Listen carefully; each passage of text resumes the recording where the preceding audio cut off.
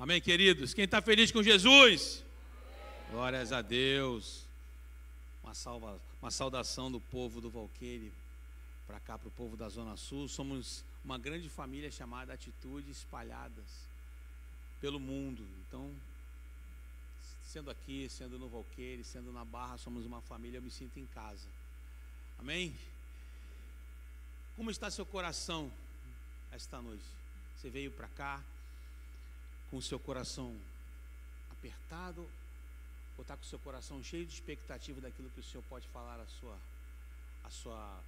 sobre a sua vida, sobre o seu coração essa noite? Como você está? Eu quero te dizer que o Senhor tem algo para te dizer muito profundo, porque nós estamos falando sobre família, e família é um projeto que nasce no coração do Senhor. É algo que é idealizado por Ele e que a sociedade, ao longo do tempo, ela vem tentando desconstruir de todas as maneiras. Mas eu quero dizer para vocês, queridos, que nós somos aqueles que andamos na contramão do que o mundo aí fora prega. E nós precisamos pensar e viver dessa forma, porque se a gente não viver assim, não entender e não viver dessa forma, a gente acaba cedendo a tudo aquilo que o mundo vem a nos oferecer. E é sorrateiro, não é de uma forma única, não. Ele vem de pouquinho em pouquinho sobre nós. E essa noite a gente vai falar um pouquinho sobre isso. A gente vai falar sobre o que eu e você precisamos para termos dentro de nossas casas famílias fortalecidas, famílias fortes, à luz da palavra de Deus. Porque a gente pega a Bíblia lá em Gênesis e vê que o Senhor cria Adão, cria o homem, mas logo depois ele entende que o homem precisava de alguém. O homem precisava de uma companhia, não bastava somente o Senhor com Adão. Então ele cria uma ajudadora idônea. E ali se forma o primeiro protótipo de família. Mas vem a serpente e acaba introduzindo, por uma falha, por uma fraqueza de ambos, o pecado, e eles saem dali. E a gente vê em Gênesis que começa sempre o inimigo a atacar as famílias. A gente vê mais à frente em Gênesis os irmãos se matando. A gente vê mais à frente pai tendo relações com filhas. A gente vê mais à frente um pai privilegiando um filho em detrimento dos outros filhos, gerando ali inveja, gerando ali violência, gerando ali maldade. Ou seja, a família sempre sendo atacada, seja de qual maneira para que ela não pudesse avançar, para que ela não pudesse exercer na realidade o que realmente Deus criou, que queria ser famílias fortes, famílias que pudessem ali prosperar, avançar.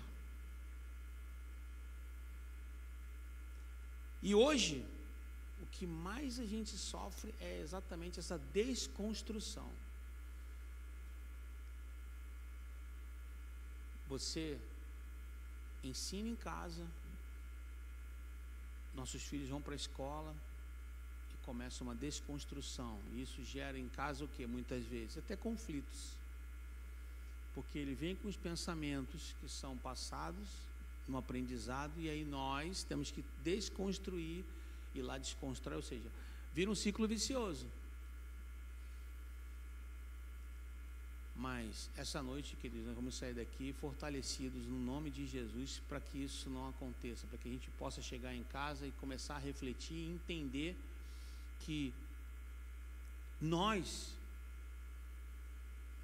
além de individualmente sermos testemunho daquilo que Deus está fazendo em nossas vidas, nós vamos testemunhar como família, porque tem muita família no fundo do poço, porque não tem sabedoria para conduzir as coisas, porque não consegue priorizar pequenas coisas dentro de casa, assim como um dia eu não priorizei. E pela misericórdia do Senhor, hoje eu tenho a minha família toda restaurada, mas porque Deus foi misericordioso comigo. E hoje muitas vidas estão desse jeito. Priorizam o trabalho, priorizam a questão financeira e esquecem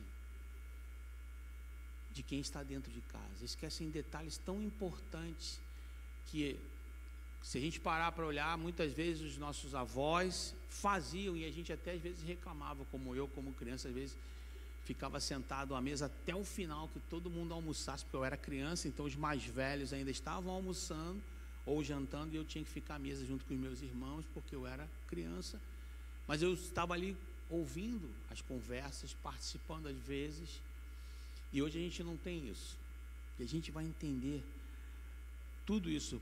Por isso o Senhor trouxe você aqui essa noite, amém? Por isso Deus vai falar ao seu coração, assim como Ele já falou ao meu, por conta desse tema tão importante, mas tão atacado por Satanás e pelo mundo. Então abram suas Bíblias, querido, no livro de Josué, no capítulo 24, nós vamos ler só um versículo, o versículo 15. A minha versão está na NAA.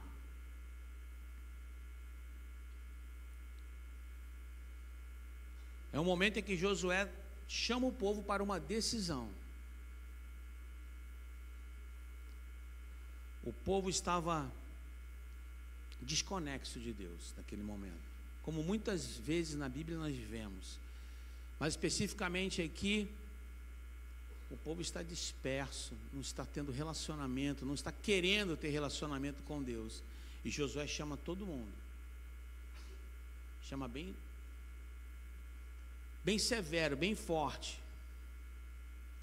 E aí no versículo 15 ele diz assim: mas se vocês não quiserem servir o Senhor, escolham hoje a quem vão servir.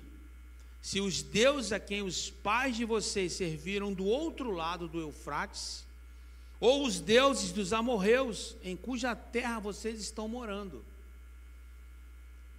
eu e minha casa serviremos o Senhor. Amém? Essa é uma decisão que Josué tomou e passou para o povo, para que, se realmente eles quisessem seguir Josué, eles teriam que viver desta forma. E é assim que o Senhor chama eu e você esta noite para vivermos. Independente do que você viveu, do que você está vivendo, Ele está dizendo para você: eu e a minha casa serviremos ao Senhor. Amém? Pai, eis aqui a Tua palavra, eis aqui a Tua mensagem, Senhor. Eu quero te pedir que o Senhor venha me revestir de autoridade e poder, me esvaziando de tudo aquilo que não pertence a Ti, Pai, para que eu seja a boca profética nesse lugar esta noite, Senhor. Perdoa os meus pecados, é a oração que eu faço a Ti em nome de Jesus. Amém. Deus chama Josué e passa essas orientações para ele, porque o Senhor estava vendo um povo disperso, um povo adorando outros deuses, tendo as mesmas ações que os antepassados estavam ali também tomando, assim ele diz, assim como os seus pais do outro lado do Eufrates, ou aqueles que moravam aqui na terra dos amorreus, eles estavam em uma outra, eles tinham conquistado uma nova terra, e eles não deixaram os costumes daquela terra, pelo contrário, eles absorveram o que era de ruim. Então eles estavam adorando os deuses dos amorreus. Então o Senhor chama Josué como líder daquele povo e diz para eles, chama o povo, dá uma ordem para eles: você decide, você passa para ele a sua decisão, a decisão que eu estou mandando você tomar, e aqueles que quiserem, ok, aqueles que não quiserem, eles vão ficar pelo meio do caminho. Então Josué chama e diz, assim como nós lemos aqui no versículo 15, e é algo extremamente relevante, porque ele era o exemplo para o povo, ele era o líder, então não adiantava ele dizer um comando vindo do céu para o povo, se ele e a casa dele não estavam servindo ao Senhor, se os costumes ainda de Josué não eram os costumes ligados ao céu, não havia intimidade com o céu. Mas não, Josué era um homem de Deus, seu discipulador foi Moisés, caminhou com ele, participou com os demais espias para ver a terra prometida, foi aquele que trouxe as informações corretas, junto com Caleb, enquanto os outros 10 falaram coisas ruins, que haviam gigantes, que eles seriam esmagados. Josué disse: não, vimos uma terra maravilhosa, linda, que nós vamos prosperar, e aquilo trouxe motivação. Então hoje ele é o líder, ele substituiu, sucedeu a Moisés. Então aquele homem e a sua casa jamais poderiam ser um mau exemplo para o povo.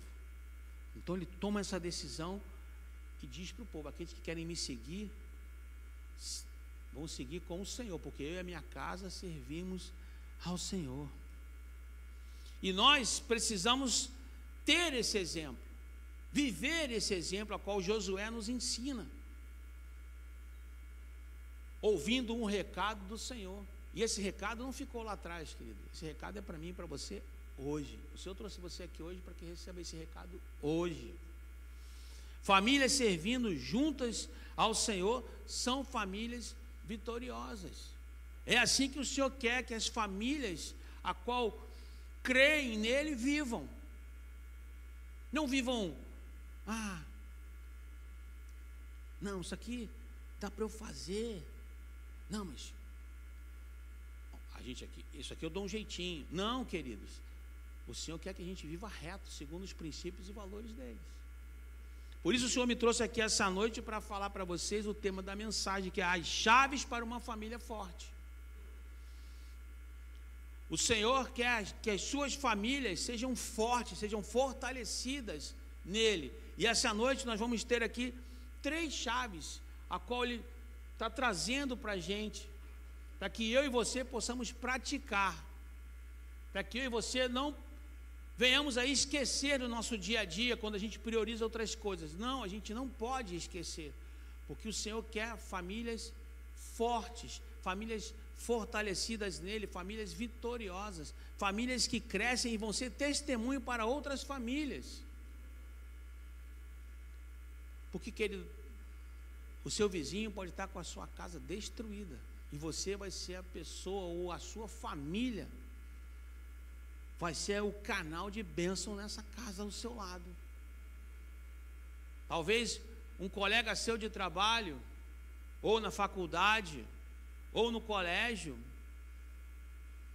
possa estar vivendo um dilema dentro de casa, e você vai ser um instrumento do Senhor na vida dessas pessoas, que através do seu testemunho, quando você diz assim: lá em casa a gente janta pelo menos uma vez por semana, todo mundo à mesa. A gente tem um tempo para fazer isso, a gente conversa, a gente fala. E quem está do lado dele: meu pai nunca fez isso comigo, minha mãe nunca, ninguém nunca senta lá em casa.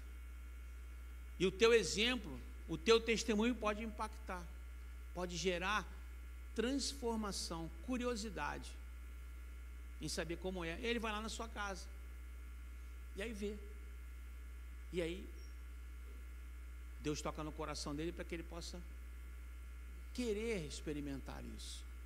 E a primeira chave, querido, é: que tipo de alicerce você está utilizando? Como você está construindo a sua família, ou está mantendo a sua família? A gente sabe muito bem que os dias são maus, as informações estão aí na palma da nossa mão, no celular, no tablet, na tela do computador, e nós precisamos filtrar, para que a gente também não fique hipnotizado por tanta coisa ruim, por tanta coisa fake que a gente ouve, que a gente assiste. E o Senhor quer que a gente viva segundo os preceitos e valores a qual a palavra dele nos ensina. Quanto mais intimidade com ele, maiores serão as revelações que ele vai dar para mim e para você. Não adianta a gente ter um relacionamento raso com o Senhor e querer que Ele revele tudo aquilo de profundo que Ele tem para nós, se a gente não tem essa profundidade. Quando a gente faz um discipulado, quando a gente inicia um discipulado, é de pouquinho em pouquinho, até o nosso coração estar totalmente aberto para viver aquilo que Deus tem através do discipulado. Com Deus não é diferente. Se você começa de uma forma rasa, você não vai receber aquilo que Deus tem de profundo para você, porque você ou eu não estamos preparados para isso. Então, a gente tem que buscar mergulhar mesmo na nossa intimidade com Ele, para que Ele possa ir revelando aquilo que Ele tem de melhor, porque Ele quer isso. Hoje, queridos, é muito mais fácil separar do que casar. Para casar, você leva aí em torno de, vou botar no máximo 60 dias, quando você dá a entrada nos papéis, nos proclames, até você realmente receber o protocolo da data, para você marcar a data do casamento. Para separar, não. Se você não tem bens, não tem filhos, vai ali no primeiro cartório que está na sua frente ali, você leva em torno de 40 a 45 minutos e sai com a certidão averbada. Rapidinho. Até essa estratégia para separar, dissolver uma família, a sociedade, o mundo já criou. Para casar tem dificuldade, para separar, facilidade. Aí você pode pensar, mas pastor, às vezes não dá certo. Tudo bem, mas por que não viu isso antes? Porque casou.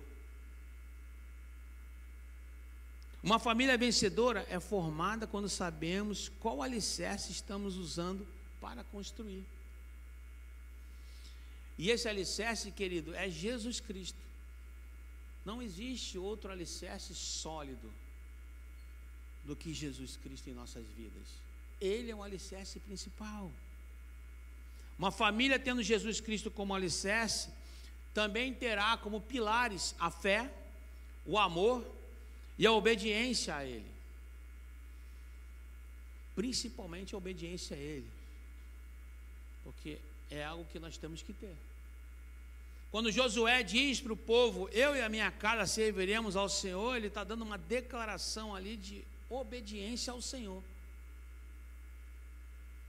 Além dele estar tendo a autoridade diante do povo para falar aquilo que o Senhor deu essa autoridade para ele, ele está declarando para o povo e principalmente para Deus, eu e a minha casa servimos ao Senhor. E essa autoridade para eu e você declararmos essa noite, o Senhor está dando. Você vai sair daqui essa noite dizendo isso, eu e a minha casa serviremos ao Senhor. Amém? Lá em Lucas 6,48 diz assim: esse é semelhante a um homem que, ao construir uma casa, cavou, abriu profunda vala e lançou o alicerce sobre a rocha.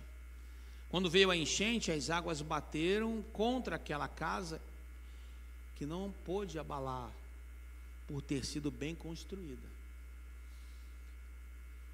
Antes, Lucas diz que essa mesma pessoa, o homem, tinha construído a casa, os seus alicerces sobre a areia.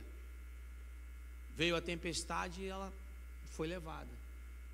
Mas quando eu e você construímos a nossa casa, a nossa família, no alicerce de Cristo Jesus, pode vir a tempestade que for, querido, que ela não vai sucumbir, que ela não vai ser destruída, que ela não vai ser abalada por completo, porque você e eu sabemos em quem nós alicerçamos a nossa casa, em quem nós alicerçamos o nosso coração e a nossa fé. Amém? A segunda chave que o Senhor nos passa essa noite é a unidade familiar, algo que hoje em dia está complexo até dentro das igrejas, até dentro das famílias das igrejas, querido. E eu vou te fazer duas perguntas para você refletir. Você tem vivido essa unidade familiar dentro da sua casa? Você tem visto essa unidade acontecer nas demais famílias? Porque eu louvo a Deus pela visão da nossa igreja.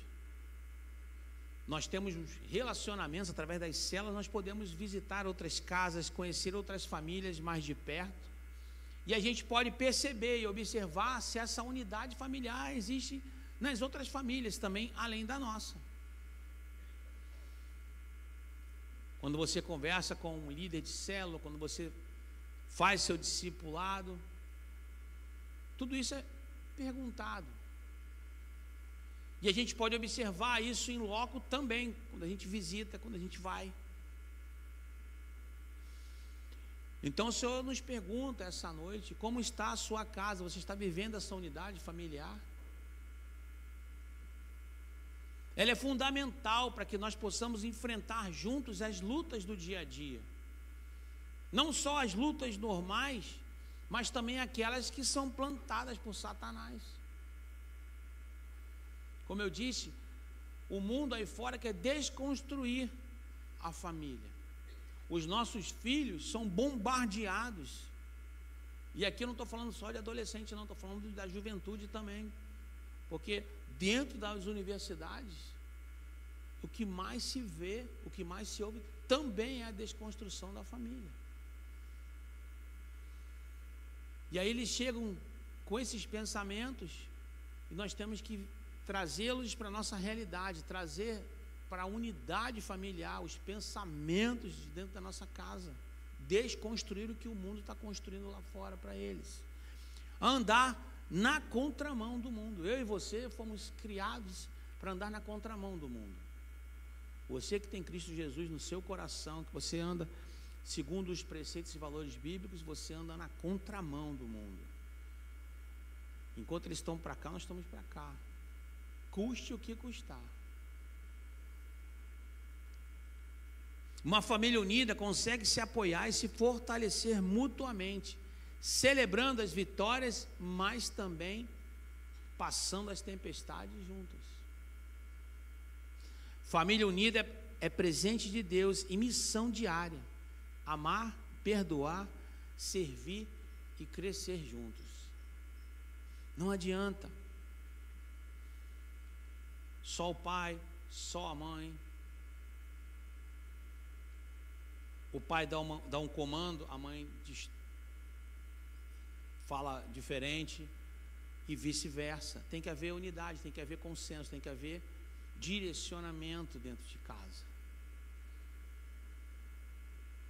Nós precisamos valorizar essa unidade familiar que aí fora já não existe.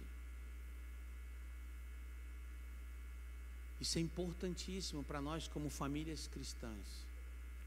E como eu disse, tem muita família dentro da igreja que não está vivendo isso, porque prioriza outras coisas. Prioriza muitas vezes os ministérios. Ah não, eu tenho que servir. Nossa primeira célula é a nossa casa, é a nossa família.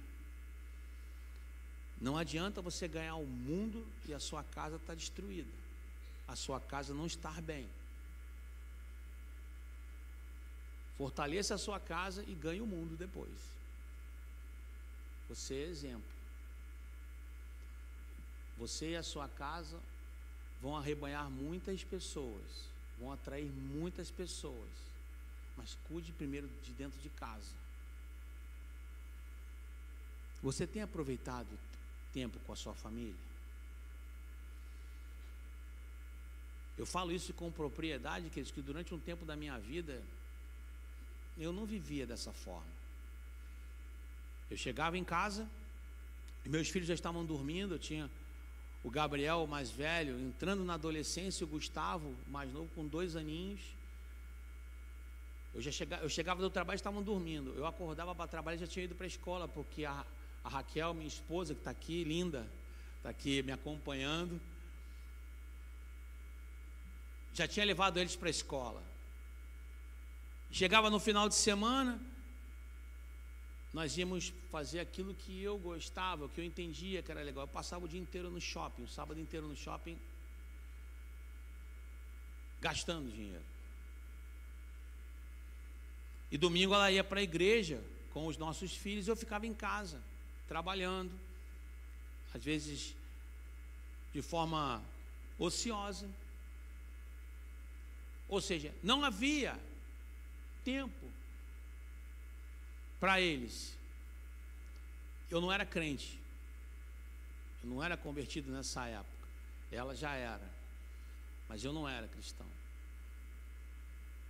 E depois que eu me converti, queridos, não foi fácil, porque quando você perde tudo, reconstruir é mais difícil do que você construir. Reconquistar é mais difícil do que você conquistar, porque quando você quer conquistar alguém que não te conhece, é um passo, é um dia após o outro, você vai conquistando. Agora, reconquistar quem já te conhece, quem já viveu certas situações com você, é bem mais difícil. Eu tinha que reconquistar o coração da minha esposa, eu tinha que conquistar o coração dos meus filhos, porque eu não vivia esse tempo, eu não vivia pensando nessa qualidade que eu tinha que ter com eles. E hoje é diferente, hoje eu sento no sofá para ver um filme, às vezes até cochilo, mas vejo o filme, sento para jogar, às vezes videogame, perco todas as partidas, não sei jogar, já passou o tempo disso, mas eu sento lá para poder jogar. Eu deixo eles rirem da minha cara. Está perdendo? Então, só para vocês entenderem como a gente precisa dedicar, mesmo que você não goste, mesmo que você não saiba, como às vezes eu não sei, eu sento lá e fico com eles. O filho mais velho gosta de ver uns filmes mais cabeça, né? Uns filmes muito parados. Eu gosto de filme de ação, eu gosto de luta, eu gosto de guerra, essas coisas. Ele já é um filme mais... Às vezes eu tiro um cochilo. Aí ele tá dormindo? Não, eu estou meio cansado. Mas estou lá com eles. É prioridade isso hoje na minha vida. Porque não adianta. Eu perdi muito tempo pensando que você dá tudo de melhor. Não é que a gente não tenha que dar, queridos. É a forma com que você tem que dar e a prioridade que você tem que dar. Você dar tudo que você acha que eles precisam, comprar roupa, brinquedo, papapá, não sei o quê, ir jantar e almoçar nos lugares que eles querem, não é a prioridade que eles queriam. Eles queriam que eu acordasse mais cedo, levasse eles no colégio às vezes, participasse de uma reunião de pais, coisas que para mim eram difíceis porque não eram minha prioridade, mas para eles eram. E depois disso eu vim entender, eu fui participar de tudo isso, porque eles querem isso. Então nós temos que aproveitar o nosso tempo em família. Nós não podemos deixar que as outras prioridades que a gente tem, que talvez na nossa mente sejam prioridades importantíssimas, mas que lá na frente você vai ver que não eram. E o mais importante era você estar ali com o teu filho, com a tua filha, com a tua esposa, ou todo mundo junto, gastando ali, não gastando, investindo um tempo de qualidade com todo mundo junto. Vai trazer um alicerce maior, vai trazer uma unidade familiar maior, vai trazer algo que vai fazer com que vocês vejam que quando vier um problema, todo mundo vai estar unido em resolver. Você vai estar celebrando uma vitória e vai estar junto também no momento da tempestade. Nós passamos um tempo na nossa casa em que a gente não tinha mesa de comer. Ficamos 9 meses, não, mais de 2 anos, 9 meses, mais de 2 anos sem uma mesa para poder a gente sentar junto. A gente sentava, mas a gente não deixava de sentar. Sentava um do lado do outro no sofá para comer. E hoje a gente tem mesa em casa, a gente senta, toma café junto. Domingo a gente chega da igreja, no culto, a gente lancha junto, todo mundo na sala, conversando, como foi o culto, como foi o dia, assim. É tempo, é prioridade, é investimento, porque eles vão replicar isso no futuro nas casas deles. Não é, chegou, deixou as coisas aqui, botou ali, vai tomar banho, volta, senta, janta, liga a televisão. Não. Como foi o seu dia? Como foi o dia no colégio, na faculdade? É mais fácil, traz a unidade. Terceiro e último ponto aqui, a última chave, queridos, o relacionamento com Deus. Lá no Salmo 128:1 diz: bem-aventurado aquele que teme o Senhor e anda nos seus caminhos. Para termos uma família sólida, forte, nós temos que ter relacionamento com o Senhor, nós temos que ter intimidade com Ele. Não pode ser algo raso, como eu já falei, tem que ser profundo. Nós temos visto muitas famílias cristãs numa zona de conforto muito grande. Deus me abençoou, está tudo bem, minha família está redondinha. Nós temos que estar preparados para as tempestades. Nós temos que estar alicerçados, porque o dia mau vem. O dia mau vem. Eu estou falando aqui das famílias cristãs, porque nós cremos num Deus vivo. Nós cremos num Deus que faz milagres, que restaura casamentos, restaura famílias, que cura, liberta e salva. Mas imagina as famílias que estão lá fora que não tem esse Deus maravilhoso que eu e você temos.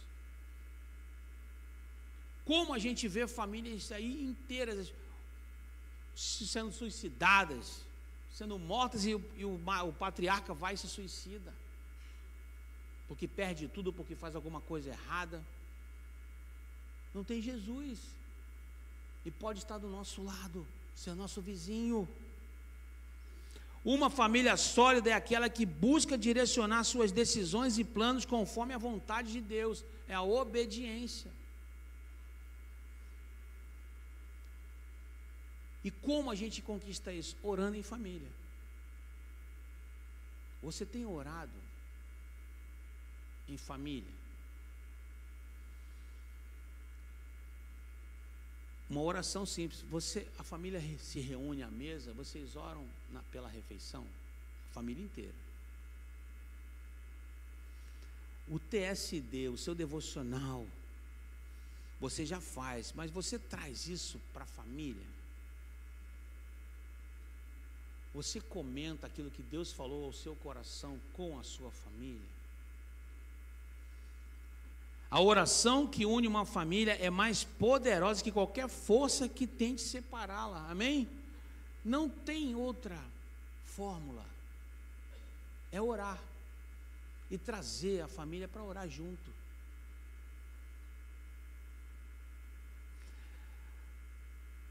Eu estou concluindo essa mensagem, querido, dizendo que nós estamos recebendo 3 chaves aqui importantes para as nossas vidas, como família.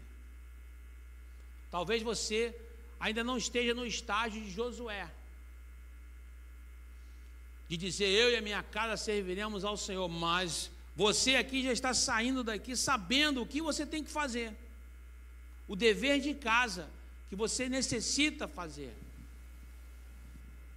olhar e refletir se a sua família está alicerçada em Cristo Jesus, se o seu relacionamento com Deus é um relacionamento profundo a ponto dele revelar aquilo que Ele quer para você e para a sua casa, e se você está realmente investindo tempo com a sua família, tempo de qualidade. Um homem de Deus disse certa vez: não temos o direito de levar a mensagem de Cristo para fora da nossa casa, se não estiver funcionando dentro da nossa casa. Se a gente começar de dentro para fora, querido, nós vamos ter famílias sólidas, famílias fortes, famílias vitoriosas em Cristo Jesus. Mas começa dentro da nossa casa. Não começa de fora para dentro, é de dentro para fora. Josué recebeu aquele comando e declarou para o povo: eu e minha casa serviremos ao Senhor.